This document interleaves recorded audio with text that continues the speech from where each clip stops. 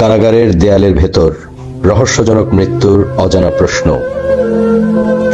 ভয়ঙ্কর এক প্রশ্ন আজ রাষ্ট্র সমাজকে তাড়া করে ফিরছে।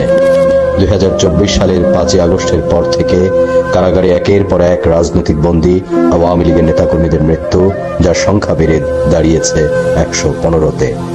সরকারি ভাষ্যে বলা হচ্ছে সবগুলোই হার্ট অ্যাটাক।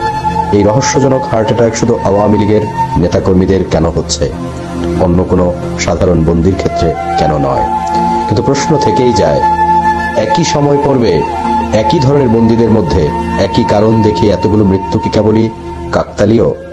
কারাগারে থাকা প্রত্যক্ষদর্শীদের ভাষ্য অনুযায়ী মৃত্যুর আগে বন্দীর মধ্যে দেখা গেছে অস্বাভাবিক দুর্বলতা, মাথা ঘোরা, বমি ভাব, দৃষ্টির সমস্যা। এইসব উপসর্গ কি স্বাভাবিক চিকিৎসাজনিত ছিল, নাকি এর পেছনে অন্য কোনো কারণ লুকিয়ে আছে? বিশেষজ্ঞরা বলেন, হৃদরোগে ব্যবহৃত কিছু ঔষধ অত্যন্ত সংবেদনশীল। সঠিক তত্ত্বাবধান ছাড়া প্রয়োগ হলে তা জীবন রক্ষার বদলে জীবন নাশের ঝুঁকি তৈরি করতে পারে। তাহলে প্রশ্ন ওঠে, কারাগারের চিকিৎসা ব্যবস্থা কি যথাযথ নজরদারি ছিল? কে কিভাবে চিকিৎসার সিদ্ধান্ত নিয়েছে? সব মৃত্যুর ক্ষেত্রে কি স্বাধীন ময়নাতদন্ত হয়েছে?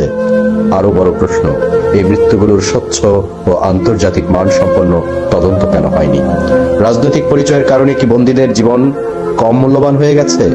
অনেকেই বলে এর পেছনে রাজাকার কন্যা সৈয়দা রেজওয়ানা হাসান, যার নিবিড় তত্ত্বাবধানে এই কারাগারের বিশেষ মিশন পরিচালিত হচ্ছে।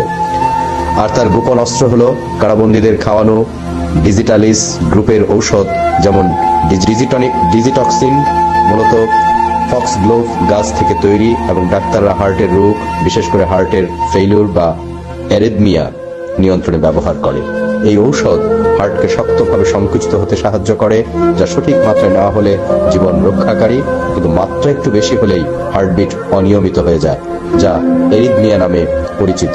বমি বমি ভাব, মাথা ঘোরা, দৃষ্টির অস্বাভাবিকতা, এই লক্ষণগুলো দেখা দেয়।